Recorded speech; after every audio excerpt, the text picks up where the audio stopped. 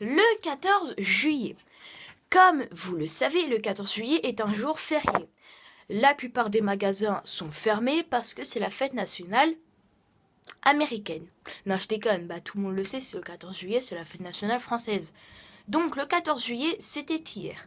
Malheureusement, hier soir, il y a eu un attentat à Nice. Bon, un attentat, un mec un peu zinzin, on va dire c'est un djihadiste, il est allé avec un flingue dans un camion, il a foncé sur une cinquantaine à une centaine de personnes.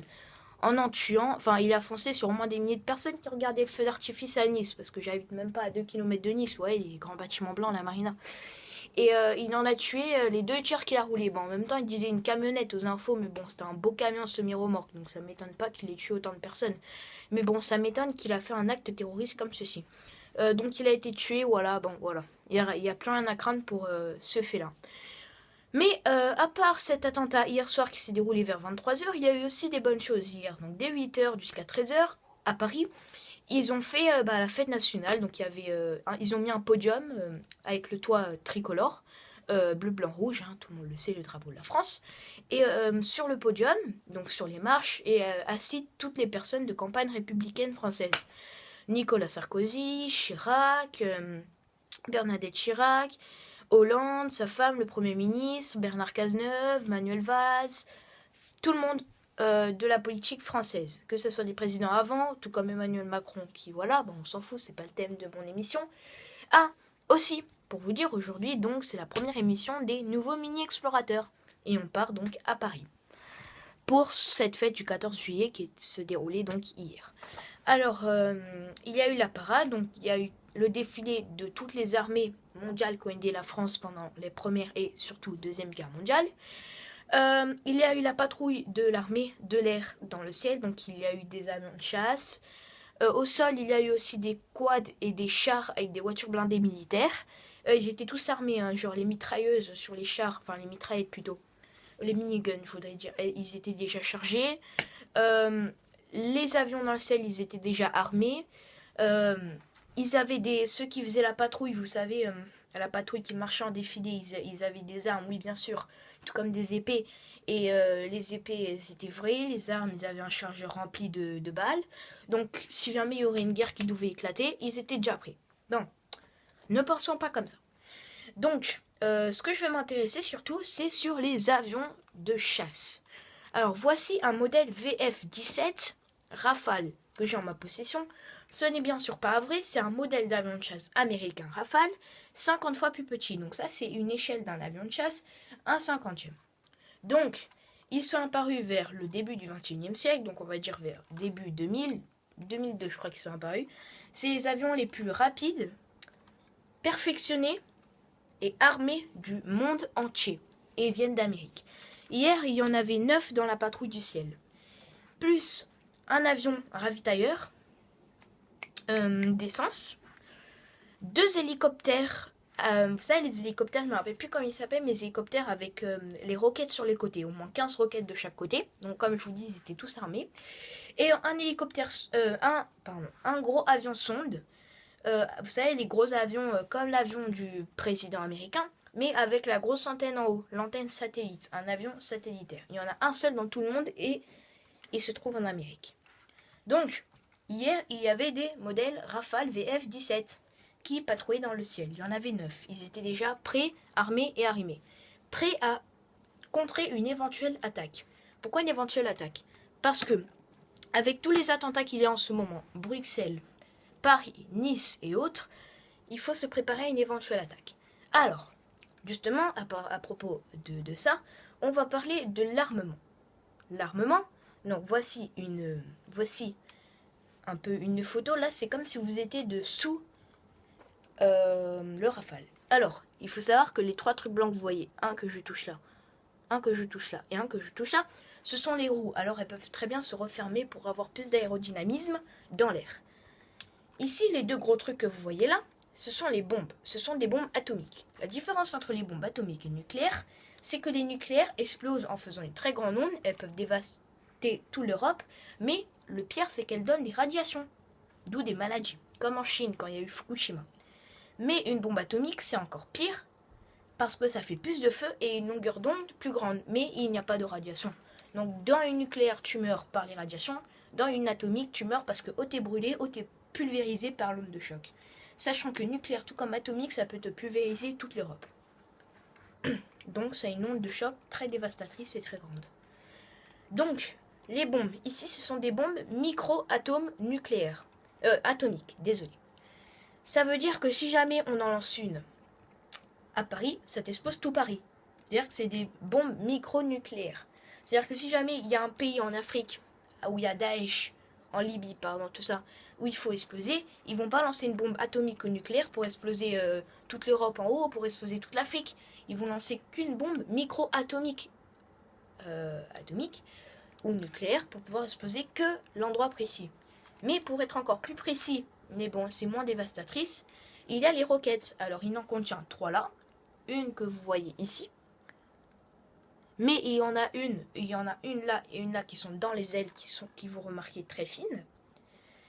Tout comme de l'autre côté, il y en a 3 et 3, donc ça fait 6 roquettes sur un rafale. Les roquettes sont plus précises, c'est ce qu'on trouve sur les drones de l'armée. Qu'est-ce qu'une roquette? Une roquette, c'est une mini-bombe. Désolé, j'ai eu un petit accident.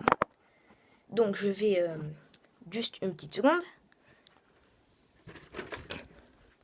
Désolé, hein. Ah, désolé. Parce qu'en fait, j'ai un truc pour tenir mon téléphone, un truc spécial, hein, bien sûr. Pour tenir mon téléphone, pour pouvoir ne pas le tenir en main comme maintenant, pour pouvoir faire mieux mes vidéos.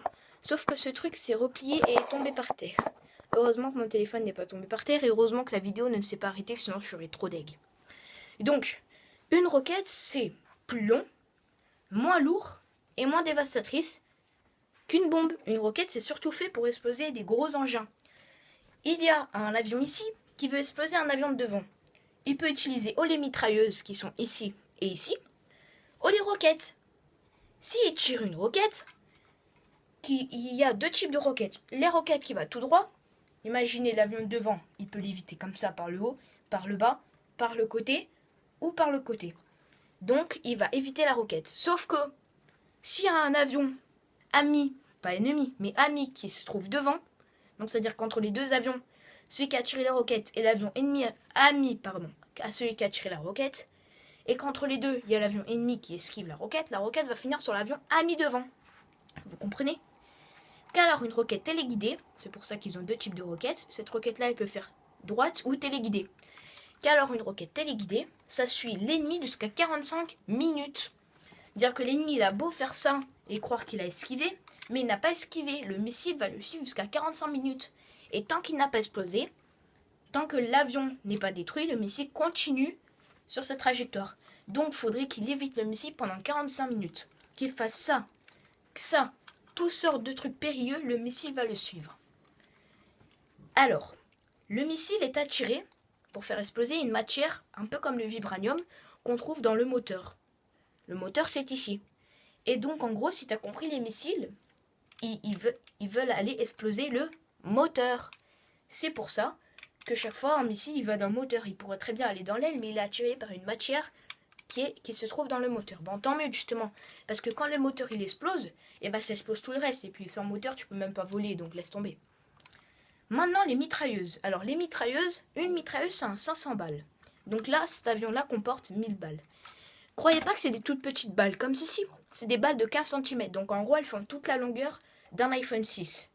Elles sont pointues et elles peuvent aller jusqu'à 750 grammes. Et leur cartouche, 500. Alors, imaginez qu'une cartouche, elle part sur le côté. Une fois la balle partie, elle pourrait blesser l'avion ami qui est à côté. Vu que vous savez, je vais expliquer après comment ils volent les avions. Alors, pour éviter ça, vous voyez qu'il y a 2 tuyaux. Un là, pointu là, avec des trucs comme ça, c'est la mitrailleuse. Et un en intérieur qui est parfaitement cylindrique. Ce tuyau-là, devant, il comporte les balles. Les balles, bon, c'est très petit, donc c'est très détaillé. Les balles du tuyau intérieur qui se trouve sur les ailes vont aller dans la mitrailleuse, vont aller derrière et vont prendre de l'élan pour être tirées à toute vitesse. Et après, la cartouche qui reste ici va aller dans le tuyau-là. En plus, vous savez très bien, la rumeur dit, et ils ont testé ça scientifiquement, qu'une pièce de 2 euros pesant, on va dire 2 grammes, si elle se laisse tomber de la tour Eiffel qui est haute de 300 et quelques mètres, c'est pas non plus très haut, bon, malgré que c'est le sommet le plus haut de Paris, niveau structure, bâtiment, tout ça. Et bah ça peut tuer quelqu'un, ça peut assommer quelqu'un si ça arrive sur la tête, enfin sur la tête, le cou, voilà, ça peut faire mal. Alors imaginez un truc qui pèse 500 fois plus lourd, 500 grammes c'est une cartouche de mitrailleuse, et qui est lancé de 3 fois plus haut. Ça pourrait carrément tuer quelqu'un. C'est pour ça que les cartouches, à part le fait que ça peut assommer l'avion d'à côté, c'est pour ça que les cartouches, eh ben, elles partent pas comme ça, elles sont stockées. Parce qu'imaginez une cartouche qui tombe du ciel comme ça pendant la guerre, une cartouche encore. Après plein de cartouches qui tombent par terre, les gens d'en bas ils sont foutus, mec, hein, laisse tomber. Donc voilà. En gros, une cartouche de mitrailleuse d'un Rafale, c'est l'équivalent comme quand tu te prends la moitié d'une balle d'un Beretta. Beretta, vous savez, c'est un pistolet qui coûte dans les 1500 euros. Semi-automatique, 14 balles. Donc,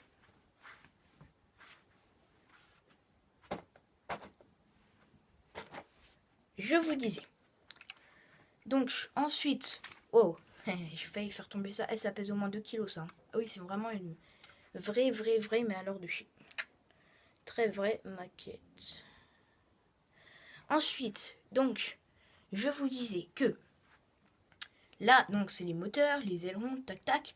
Ici, c'est les ailerons. Vous voyez, là, il y a des traits pour définir. Qu'est-ce que ça fait l'aileron? Quand l'avion, il décolle, à part le moteur et les ailes, l'aileron se baisse, car le vent va faire tac et va taper au sol. Ce qui va faire que la partie devant est plus légère et poussée par ça, et qu'ici, il y a le sol, boum, ça va décoller. Qu'alors, quand l'avion va atterrir, ça se lève. Le vent, il vient comme ça, tac, pour taper devant, et comme ça. Et vous savez très bien, c'est le même truc. Vous savez très bien qu'un avion décolle comme ça, mais n'atterrit pas comme ça. Même quand un avion de ligne ou de chasse descend dans le ciel, on peut le voir descendre comme ça, mais en vérité, il descend toujours le nez plus haut que derrière. Parce qu'il atterrit toujours les roues arrière d'abord, car elles sont plus solides. Donc là, il y a 3 roues. Il y a 4 roues, 2 roues devant et les roues là. Alors les roues, bien sûr, elles sont pas en plastique, hein, c'est des vraies roues. Ensuite, ici, à la fois pour l'aérodynamisme, la beauté, et pour parce que c'est nécessaire. Et il y a des ailerons ici, c'est la queue, comme dans un avion de chasse traditionnel, il n'y en a qu'un, où il y a un moteur. S'il y a un moteur, il y a un aileron. S'il y a 2 moteurs, il y a 2 ailerons. Ou dans un avion de ligne, où il y a un seul aileron, même s'il y a 2 moteurs. Et puis non, il n'y a qu'un moteur dans un avion de ligne. Qu'est-ce que je dis moi? Donc ici, il y a le moteur, d'autres airons là et d'autres airons là. Donc voilà, je vous ai un peu tout dit sur l'avion de chasse. Vitesse moyenne d'un VF Rafale 17 américain, c'est de 1200 km/h. 1200 km/h, ça dépasse largement le mur du son. Car le mur du son, c'est à partir des 850, un truc comme ça, 900. Alors, on est plus ou moins en fin d'émission des nouveaux explorateurs. Et je vais en gros vous expliquer qu'est-ce que c'est que le mur du son. Le mur du son, c'est quand tu dépasses 800 km, 850 km/h. D'abord, tu vois un sorte de nuage qui se forme autour de l'objet qui a dépassé le mur du son. C'est la lumière. Une fois que l'avion ou l'objet qui a dépassé le mur du son et après le nuage, on entend le bruit. Donc on voit d'abord ce qui se passe et après on entend le bruit. C'est pour ça qu'on dit toujours que la lumière est le fait le plus rapide au monde. La lumière est plus rapide que le bruit. Et oui, comme dans un feu d'artifice. D'ailleurs, hier soir, ils ont été annulés à part à Nice, là où il y a eu l'attentat. Comme dans un feu d'artifice, quand le feu d'artifice est lancé, il y a d'abord la belle lumière et tout, dans les grands, hein, pas dans les petits pétards où il y a limite le son avant. Et après qu'il y a la grande lumière et tout, il y a le boom. Vous comprenez? Donc, voilà. Donc, ce type d'avion VF-17 Rafale, c'est un type d'avion super aérodynamique. Donc, bah voilà, je crois que cette émission est fermée. Donc, on se retrouve dans une prochaine vidéo. Donc, dans un prochain tuto. Donc, dans un prochain tuto, ça sera pour vous apprendre d'autres choses. Alors, la prochaine fois, dans la prochaine émission, je fais une émission 2 fois par mois, le 15 et le 30 environ. Ne quittez pas. La prochaine émission des nouveaux mini-explorateurs sera basée sur la Guadeloupe. Voilà. Donc j'ai choisi ce thème tout simplement parce que ça fait partie d'une île française. Il fait très chaud, il y a des belles fleurs, des cascades. Voilà, voilà. Et puis c'est vers là qu'est né mon père. Donc voilà. Donc, au revoir. Cette émission était présentée par Pèlerin Lucas. Ciao!